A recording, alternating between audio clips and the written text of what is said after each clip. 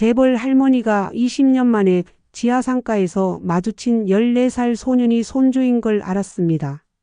휴대폰 액세서리 파리 소년이 할머니의 이것을 보고 할머니를 알아보는데 어떻게 알아볼 수 있었을까요? 부산역 지하상가의 공기는 숨이 막힐 정도로 뜨거웠습니다. 7월 중순 온도계는 이미 39도를 넘어섰지만 에어컨은 제대로 돌지 않았어요. 지하상가 곳곳에는 사람들의 발걸음 소리와 상인들의 외치는 소리가 메아리쳤습니다. 그 뜨거운 통로 한복판에서 14세의 소년 준호가 걸음을 멈췄어요. 손에 든 작은 가방은 이미 땀으로 젖어 있었습니다. 가방 안에는 알록달록한 휴대폰 케이스들이 가득 들어 있었어요. 준호의 이마에서는 구슬땀이 쉴 새 없이 흘러내렸지만 그는 손등으로 닦으며 다시 걸음을 옮겼습니다. 휴대폰 케이스 사세요. 떨어뜨려도 안 깨져요. 준호의 목소리가 지하상가에 울려 퍼졌어요. 목이 이미 쉬어가고 있었지만 멈출 수 없었습니다. 어머니 미영의 수술비 때문이었거든요. 지나가는 사람들 대부분은 준호를 못 본 척했어요. 몇몇은 불편한 표정을 지으며 빨리 지나갔습니다. 어떤 아줌마는 혀를 차며 중얼거렸어요. 요즘 애들은 공부는 안 하고. 준호의 가슴이 순간 움츠러들었습니다. 하지만 그는 고개를 들고 다시 걸었어요. 자존심이 상했지만 어머니를 생각하면 참을 수 있었습니다. 30분을 더 걸었을 때 한 할머니가 벤치에 앉아 쉬고 있는 것이 보였어요. 70대 초반으로 보이는 그 할머니는 검은색 원피스를 입고 있었습니다. 옷은 단순했지만 어딘가 품이 있어 보였어요. 손에는 오래된 휴대폰을 들고 뭔가를 보고 있었습니다. 준호는 잠시 망설였어요. 할머니들은 보통 휴대폰 케이스를 잘 사지 않거든요. 하지만 다른 선택이 없었습니다. 그는 깊게 숨을 들이쉬고 조심스럽게 다가갔어요. 안녕하세요, 할머니. 할머니가 천천히 고개를 들었습니다. 순덕이었어요. 자갈치 시장에서 40년간 생선을 팔았던 그 여인이었습니다. 지금은 부산 일대 상가 건물과 아파트를 수십 채나 소유한 부동산 재벌이지만 여전히 검소한 차림을 고집했어요. 어떤 일인가? 순덕의 목소리에는 진한 부산 사투리가 배어 있었습니다. 하지만 톤은 날카롭지 않았어요. 죄송해요, 할머니. 잠깐만 시간 내주실 수 있을까요? 준호는 정중하게 허리를 굽혔습니다. 아버지 태연이 항상 강조했던 예의였어요. 어른들께는 반드시 정중해야 한다고 말이죠. 순덕은 소년을 자세히 봤습니다. 또래 아이들과는 뭔가 달랐어요. 눈빛이 진실했고 말투도 정중했습니다. 무엇보다 구걸하는 듯한 모습이 아니라 당당해 보였어요. 학교는 왜 안 갔나? 여름방학이에요. 그래서 이렇게 아르바이트를 하고 있어요. 준호가 가방을 열어 보이려는 순간이었습니다. 갑자기 순덕의 휴대폰에서 알림음이 울렸어요. 화면이 켜지면서 배경 사진이 선명하게 드러났습니다. 그 순간 준호의 손이 공중에서 멈춰버렸어요. 화면에는 30대 남자가 환하게 웃고 있는 사진이 있었습니다. 준호에게는 너무나 익숙한 얼굴이었어요. 준호의 얼굴이 순식간에 하얗게 질렸습니다. 저기요. 순덕이 준호의 시선을 따라 자신의 휴대폰을 내려다봤어요. 순간 그녀의 표정도 굳어졌습니다. 왜 그래, 아이야? 준호의 손가락이 심하게 떨렸어요. 그는 조심스럽게 휴대폰 화면을 가리켰습니다. 할머니, 그 사진 속 사람이 우리 아빠예요. 순덕의 몸이 돌처럼 굳어버렸습니다. 마치 시간이 정지한 것 같았어요. 지하상가의 모든 소음이 사라지고 사람들의 움직임도 느려진 것처럼 느껴졌습니다. 순덕의 가슴 속에서 뭔가가 툭 하고 끊어지는 소리가 들렸어요. 뭐라고 했지? 순덕의 목소리가 거칠게 떨렸습니다. 휴대폰을 잡은 손에 하얀 핏줄이 서 올랐어요. 준호의 큰 눈에서 눈물이 맺히기 시작했습니다. 이태연. 우리 아빠 이름이 이태현이에요. 5년 전에, 5년 전에 돌아가셨어요. 그 이름을 듣는 순간 순덕의 세상이 무너져 내렸습니다. 이태현. 그녀가 20년 전에 집에서 내쫓은 양아들의 이름이었어요.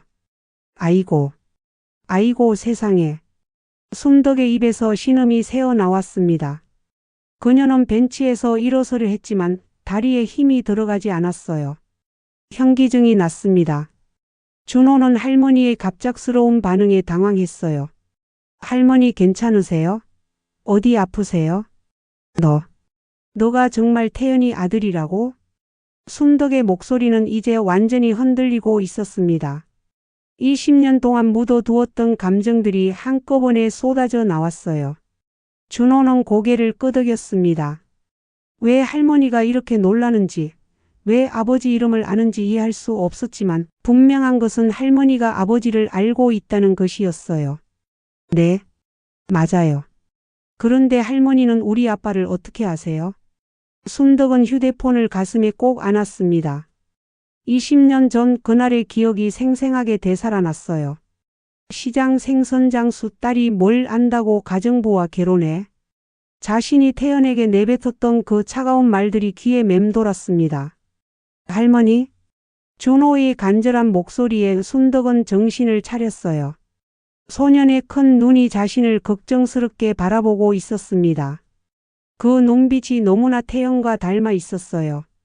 어린 시절 태연의 모습 그대로였습니다. 너는 지금 어디서 살고 있니? 엄마랑 둘이 살아요. 연제구에 있는 작은 원룸에서요. 준호의 대답에 순덕의 가슴이 찢어질 것 같았습니다. 자신의 손자가 이런 비좁은 곳에서 살면서 이런 일까지 해야 한다니. 엄마는 지금 뭘 하고 계시나? 병원에 입원해 계세요. 당뇨가 심해져서 발이 많이 썩었대요. 의사 선생님이 빨리 수술해야 한다고. 준호의 목소리가 점점 작아졌어요. 말하는 것만으로도 눈물이 날 것 같았거든요. 순덕은 두 손으로 얼굴을 감쌌습니다. 20년 동안 자존심과 고집 때문에 등 돌렸던 자신이 너무나 원망스러웠어요. 그래서 여기서 이런 힘든 일을 하는 거가? 네. 수술비가 많이 들어서요. 제가 벌 수 있는 건 이것밖에 없어요. 준호는 씁쓸하게 웃었습니다. 14살 소년에게는 너무 무거운 현실이었어요. 순덕의 눈에서 굵은 눈물이 흘러내렸습니다. 그녀는 서둘러 눈물을 닦았지만 멈추지 않았어요. 할머니 왜 우세요? 제가 뭔가 잘못 말했나요? 준호가 당황하며 물었습니다. 순덕은 격하게 고개를 저었어요. 그리고 떨리는 손으로 준호의 뺨을 살짝 만졌습니다. 아니야. 아무것도 잘못하지 않았어. 잘못한 건 할머니야. 할머니도 우리 아빠를 아셨던 거예요? 순덕은 한참 동안 대답하지 못했어요. 어떻게 설명해야 할지, 어디서부터 말해야 할지 몰랐거든요. 20년 전의 기억들이 파도처럼 밀려왔습니다. 태연이 무릎 꿇고 빌던 모습, 자신이 차갑게 등을 돌렸던 그 순간들이 말이에요. 할머니, 괜찮으세요? 준호의 목소리가 다시 들렸습니다. 순덕은 깊은 숨을 쉬었어요. 그리고 준호를 똑바로 봤습니다. 응, 알고 있었어. 할머니가 너희 아빠랑 가족이었거든. 준호의 눈이 동그랗게 커졌어요. 가족이요? 그럼 할머니가 진짜 우리 할머니세요? 순덕은 천천히 고개를 끄덕였습니다. 더 이상 숨길 수도 숨기고 싶지도 않았어요. 그래, 내가 너희 할머니야. 정말 미안하다 준호야. 할머니가 너무 바보였어. 그 순간 부산역 지하상가의 뜨거운 공기 속에서 할머니와 손자가 서로를 꼭 껴안았습니다. 20년 동안 끊어졌던 가족의 끈이 다시 이어진 순간이었어요. 주변 사람들이 신기한 듯 바라봤지만 두 사람에게는 아무것도 보이지 않았습니다. 오직 서로의 존재만이 전부였어요. 순덕의 집은 해운대의 고급 주택가에 있었습니다. 3층짜리 단독주택이었지만 겉모습은 화려하지 않았어요. 순덕이 일부러 그렇게 만든 거였습니다. 너무 눈에 띄는 걸 싫어했거든요. 집에 돌아온 순덕은 거실 소파에 털썩 주저앉았어요. 가슴이 아직도 두근거렸습니다. 준호를 만난 충격이 가시지 않았어요. 아이고, 내가 뭔 짓을 한 거고. 순덕은 두 손으로 얼굴을 감쌌습니다. 20년 전의 기억들이 생생하게 떠올랐어요. 자갈치 시장에서 40년간 생선을 팔았던 그 시절부터 말이에요. 순덕은 20살에 시장에 나왔습니다. 가난한 농부의 딸이었지만 악착같이 살았어요. 새벽 3시에 일어나 경매장에서 생선을 떼어오고 밤늦게까지 장사를 했습니다. 손님들과 흥정하는 것도 재미있었어요. 이모, 이거 좀 깎아줘잉. 야, 이 생선이 얼마나 싱싱한 줄 알아? 방금 잡아 올린 거야. 그렇게 웃고 떠들며 장사하는 게 좋았습니다. 결혼도 못하고 혼자 살았지만 외롭지 않았어요. 시장 사람들이 가족 같았거든요. 그러다 30살에 태연을 만났습니다. 고아원에서 자란 10살 소년이었어요. 다른 가족들은 어린아이를 원했지만 순덕은 태연을 선택했습니다. 이 아이는 눈빛이 다르네. 태연의 눈에는 특별한 무언가가 있었어요. 슬프지만 포기하지 않는 강인함이 말이에요. 순덕은 태연을 정말 아들처럼 키웠습니다. 새벽에 시장 나갈 때도 함께 데려갔어요. 태연은 학교 가기 전에 순덕이 생선 정리하는 것을 도와줬습니다. 엄마 힘들지? 뭐가 힘들어? 우리 태연이 잘 크는 게 제일 좋지. 태연은 정말 착한 아이였어요. 공부도 잘했고 어른들께 예의도 바랐습니다. 순덕의 자랑이었어요. 시장 아저씨들도 태연을 예뻐했어요. 야, 순덕아. 너 아들 진짜 잘 키웠네. 대학도 서울대 간다며? 그래, 우리 태연이가 똑똑해. 순덕는 자랑스러웠습니다. 힘들게 키운 보람이 있었어요. 하지만 그때부터 문제가 시작됐습니다. 태연이 대학에 가서 세상을 넓게 보기 시작한 거예요. 그리고 자신의 가난한 출신을 부끄러워하기 시작했습니다. 엄마, 친구들 앞에서 시장 얘기는 하지 마. 왜? 창피한가? 아니야. 그런 게 아니라. 태연의 태도가 점점 변했어요. 시장에 오는 것도 싫어했습니다. 하지만 순덕은 참았어요. 자식이 잘 되기를 바라는 마음이었거든요. 그런데 태연이 대학을 졸업하고 취직한 후 더 큰 변화가 왔습니다. 미영을 데려온 거예요. 엄마, 우리 집에서 일할 사람을 데려왔어. 미영은 태연보다 3살 어린 여자였습니다. 시골에서 올라온 순박한 아가씨였어요. 처음에는 단순히 가정부인 줄 알았습니다. 미영은 정말 열심히 일했어요. 청소도 잘하고 요리도 맛있게 했습니다. 순덕은 미영이 마음에 들었어요. 미영아, 고생이 많네. 아니에요, 어머님. 당연한 일이에요. 미영은 항상 밝게 웃었습니다. 순덕의 마음을 따뜻하게 만들어 주었어요. 그런데 6개월쯤 지났을 때 순덕은 이상한 것을 발견했습니다. 태연과 미영이 서로를 바라보는 눈빛이 다른 거예요. 설마. 순덕의 가슴이 철렁했습니다. 며칠 후 태연이 순덕에게 말했어요. 엄마, 할 말이 있어. 뭔 얘기인가? 미영이랑 결혼하고 싶어. 그 순간 순덕의 머릿속이 하얗게 됐습니다. 뭐라고? 사랑해, 엄마. 정말 사랑해. 순덕은 태연을 똑바로 봤어요. 아들의 눈은 진심이었습니다. 하지만 순덕의 마음은 복잡했어요. 자신이 그렇게 힘들게 키운 아들이 가정부와 결혼한다고? 안 돼. 왜? 그냥 안 돼. 내가 뭘 모르고 하는 소리야. 순덕은 단호했습니다. 시장에서 40년을 살아온 그녀의 경험으로는 계급이 다른 결혼은 불행하다고 믿었거든요. 엄마, 시대가 바뀌었어. 이제는 그런 게 중요하지 않아. 중요해. 너는 대학까지 나온 사람이고 미영이는 어때서? 착하고 예쁘고 요리도 잘하는데 그런 게 문제가 아니야. 너는 더 좋은 사람을 만날 수 있어. 태연과 순덕은 매일 싸웠습니다. 미영은 그 사이에서 눈치를 보며 힘들어했어요. 어머님, 제가 나가겠어요. 미영아, 내가 잘못한 게 아니야. 하지만 이렇게 되면 순덕은 미영이 불쌍했습니다. 하지만 아들을 포기할 수는 없었어요. 결국 어느 날 태연이 무릎을 꿇었습니다. 엄마, 제발. 제발 허락해줘. 안 돼. 내가 정말 미영이를 사랑해. 미영이 없으면 살 수 없어. 순덕은 아들을 내려다봤어요. 그리고 차가운 목소리로 말했습니다. 시장 생선장수 딸이 뭘 안다고 가정부와 결혼해? 그 말을 들은 순간 태연의 얼굴이 하얗게 변했어요. 엄마, 내가 그렇게 살고 싶으면 나가. 내 아들은 아니야. 태연은 충격을 받았습니다. 어머니가 이렇게까지 말할 줄 몰랐거든요. 정말 그렇게 생각해? 그래. 태연은 천천히 일어났어요. 그리고 조용히 말했습니다. 알겠어. 나가겠어. 그날 밤 태연과 미영은 집을 떠났습니다. 순덕은 그들을 보내주지 않았어요. 자존심이 허락하지 않았거든요.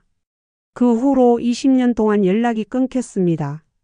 순덕은 후회했지만 먼저 연락할 수는 없었어요. 너무 오래 시간이 지났거든요. 그리고 오늘 준호를 만났습니다. 손자가 이렇게 힘들게 살고 있는 줄도 모르고 말이에요. 순덕은 눈물을 닦았습니다. 이제라도 늦지 않았겠지? 그녀는 휴대폰을 들었어요. 준호의 전화번호를 눌렀습니다. 한성민은 해운대의 한 카페에 앉아 있었습니다.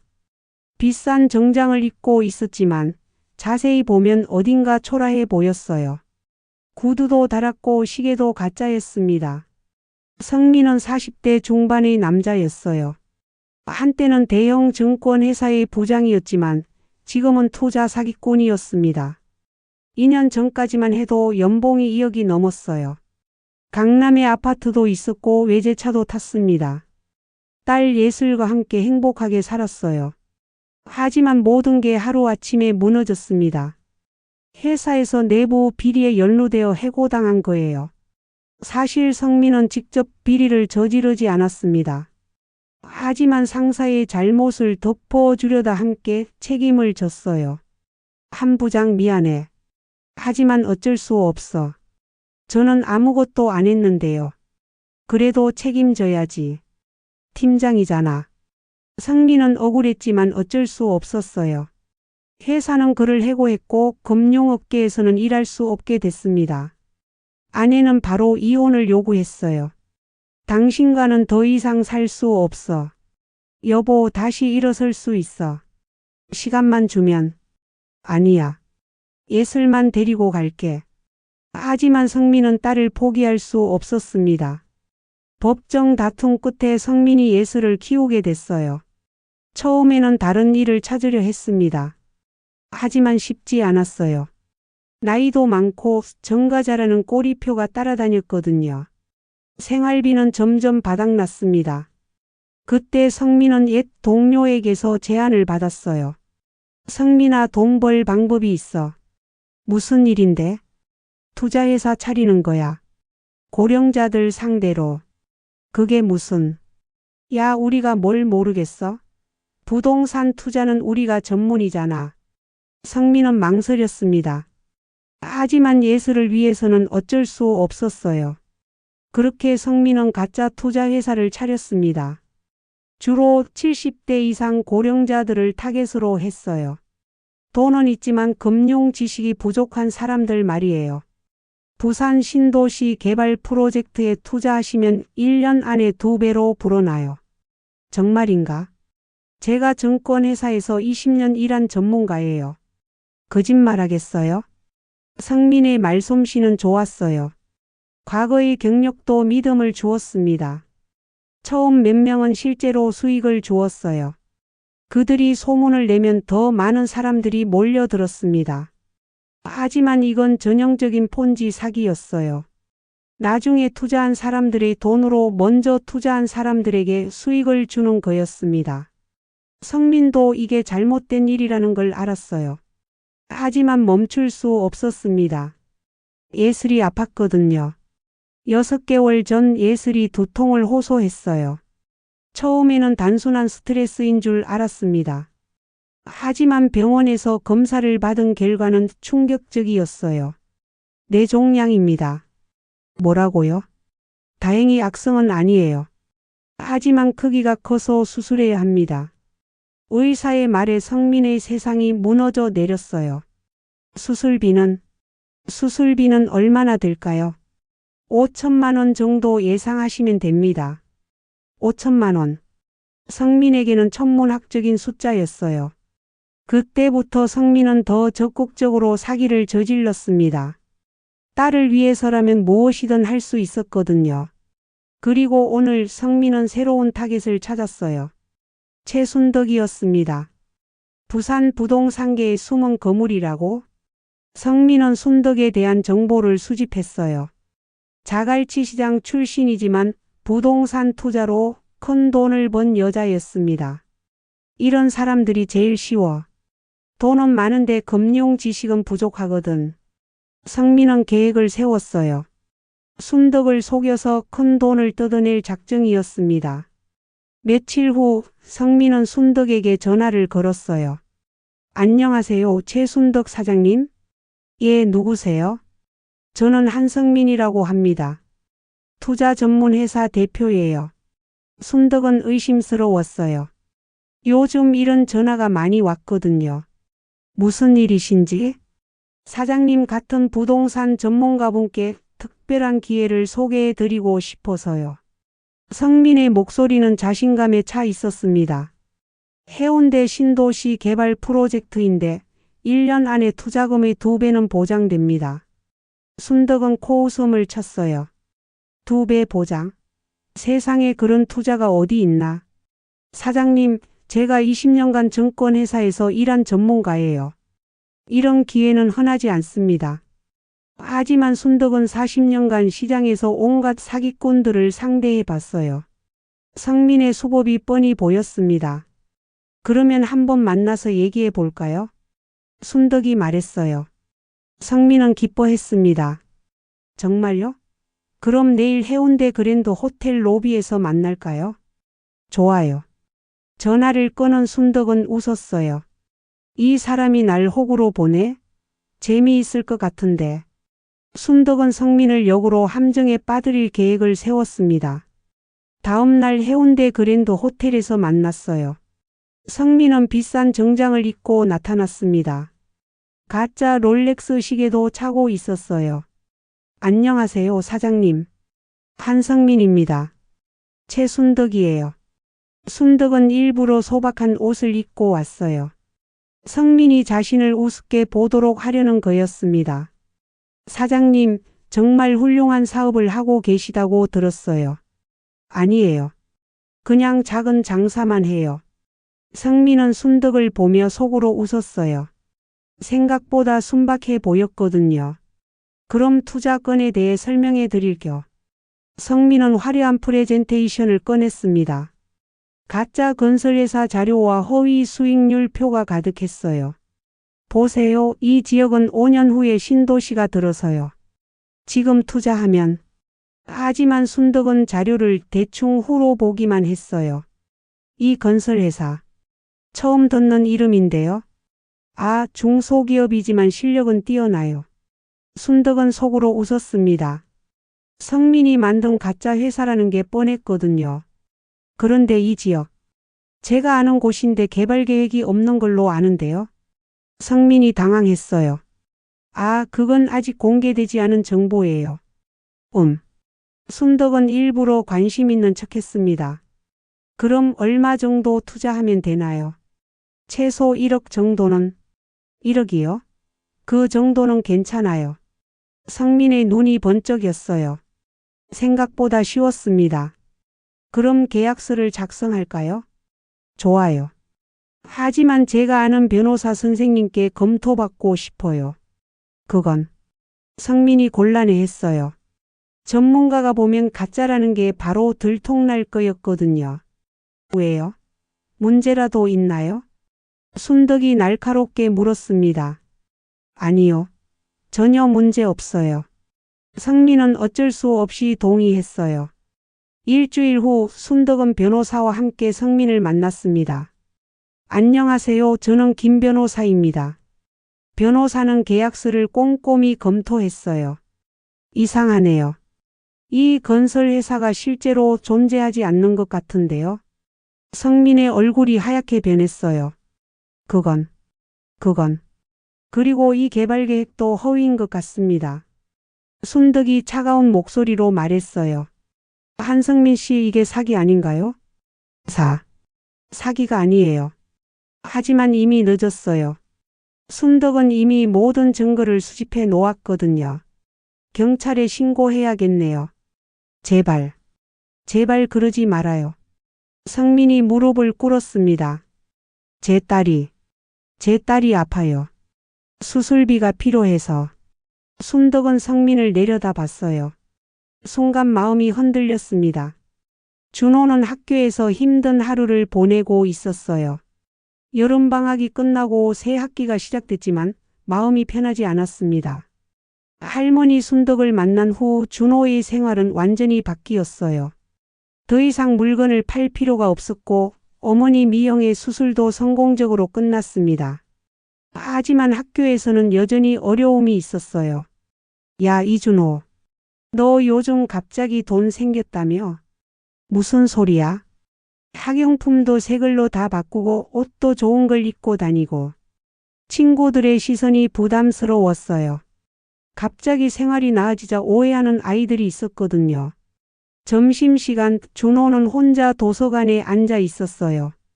그때 한 여학생이 조용히 다가왔습니다. 선배님, 안녕하세요. 고개를 들어보니 14살 정도로 보이는 여학생이었어요. 얼굴이 창백하고 말랐지만 눈이 예뻤습니다. 안녕? 몇 학년이야? 2학년이에요. 한예슬이라고 해요. 예슬의 목소리는 작고 떨렸어요. 뭔가 힘들어 보였습니다. 무슨 일이야? 혹시 선배님이 부산역에서 휴대폰 케이스 파시는 거 봤어요. 준호는 깜짝 놀랐어요. 자신을 본 학교 친구가 있었다니. 그때 봤구나. 네. 그때 정말 대단하다고 생각했어요. 뭐가? 가족을 위해서 그렇게 열심히 하는 모습이요. 예슬의 말에 준호의 마음이 따뜻해졌어요. 너도 뭔가 힘든 일이 있어? 예슬은 잠시 망설이다가 고개를 끄덕였어요. 아빠가 일을 잃으셨어요. 그래서 생활이 많이 어려워졌어요. 그랬구나.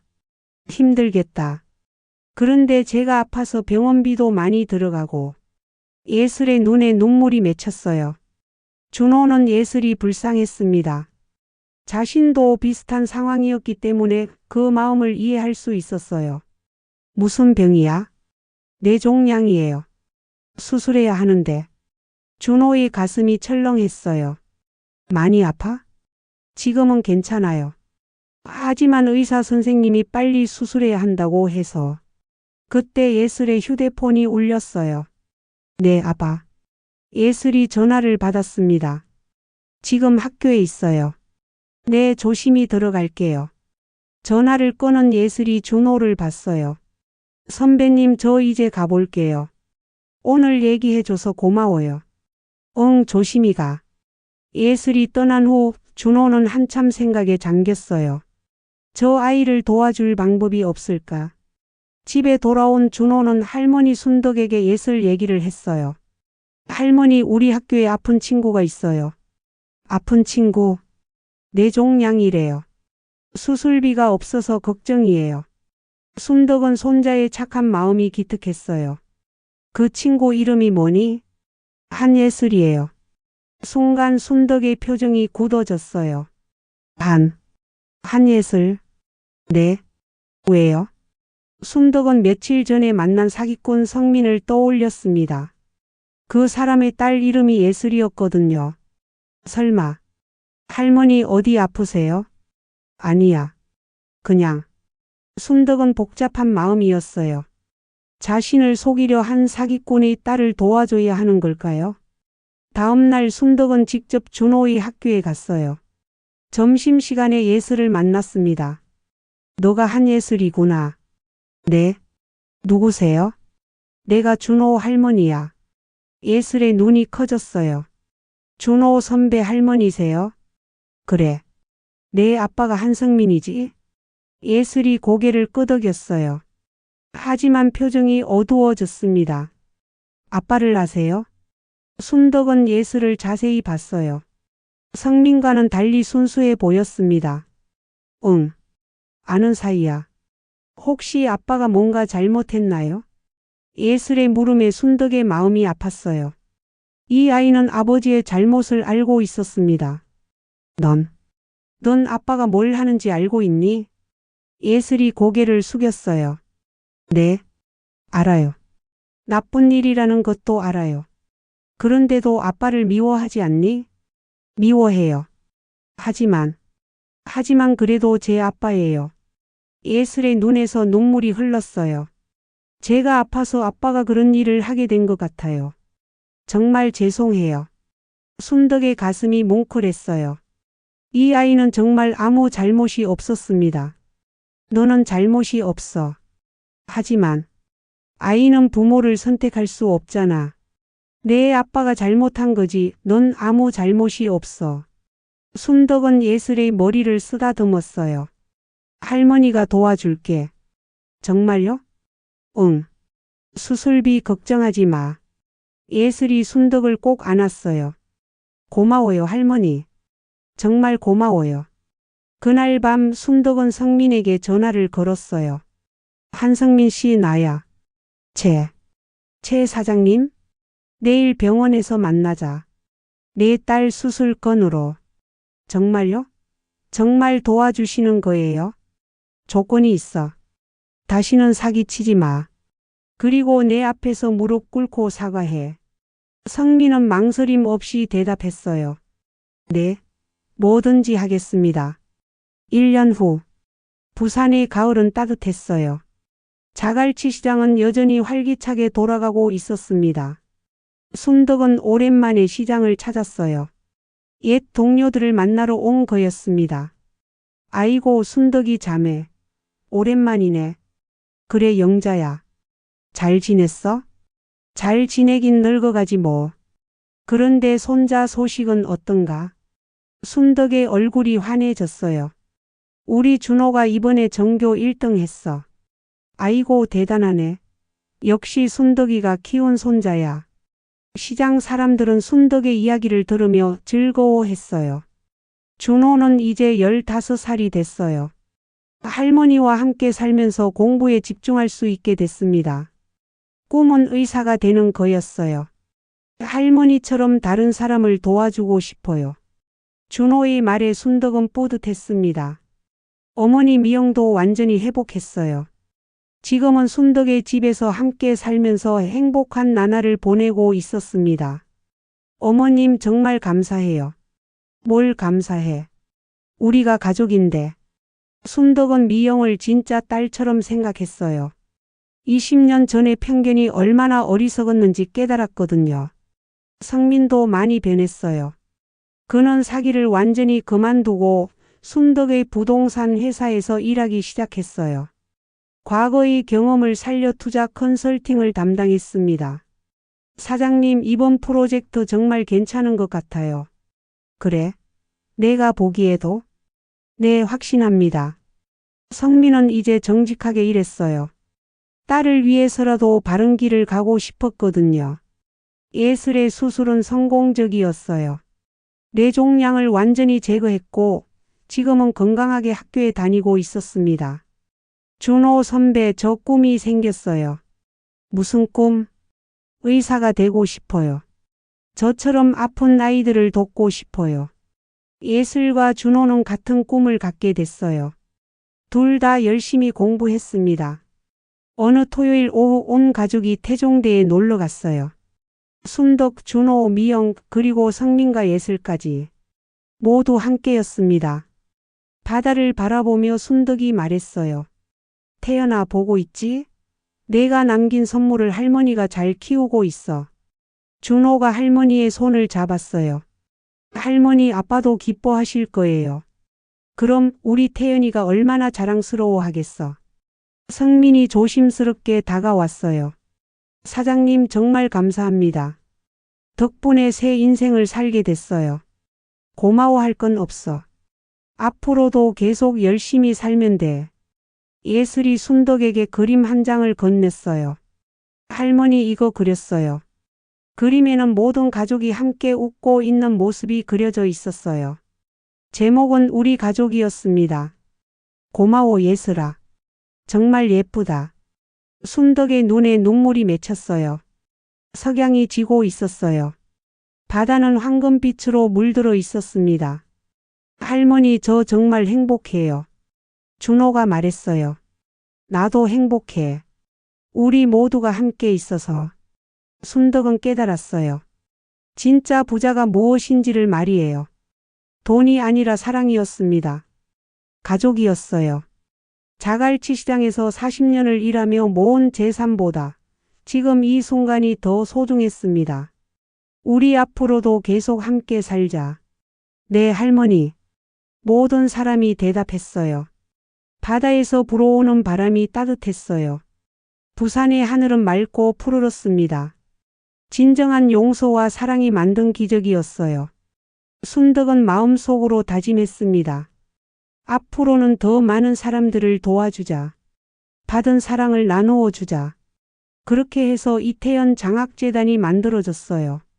어려운 학생들을 돕는 재단이었습니다. 준호와 예슬도 장학재단 일을 도왔어요. 방학 때마다 봉사활동을 했습니다. 할머니, 우리도 나중에 이런 일을 계속하고 싶어요. 좋은 생각이야. 도움을 받은 사람이 다른 사람을 돕는 거지. 순덕은 뿌듯했어요. 자신이 심은 사랑의 씨앗이 자라나고 있었거든요. 몇 년 후 준호와 예슬은 정말 의사가 됐어요. 준호는 소아과 의사가 되어 가난한 아이들을 무료로 치료해 주었습니다. 예슬은 내외과 의사가 되어 뇌종양 환자들을 돌봤어요. 성민은 순덕의 오른팔이 되어 회사를 훌륭하게 운영했습니다. 그리고 순덕은 자갈치 시장의 할머니들과 함께 매주 봉사활동을 했어요. 순덕이 자매 참 복 받을 일을 많이 하네. 복 받는 게 아니라 복을 나누는 거지. 순덕은 행복했어요. 가족이 있고 사랑이 있고 나눌 수 있는 것들이 있었거든요. 부산 바다처럼 넓고 깊은 마음으로 순덕은 오늘도 사랑을 실천하고 있었습니다. 진정한 부는 혼자 갖는 것이 아니라 함께 나누는 것이라는 걸 알았기 때문이에요.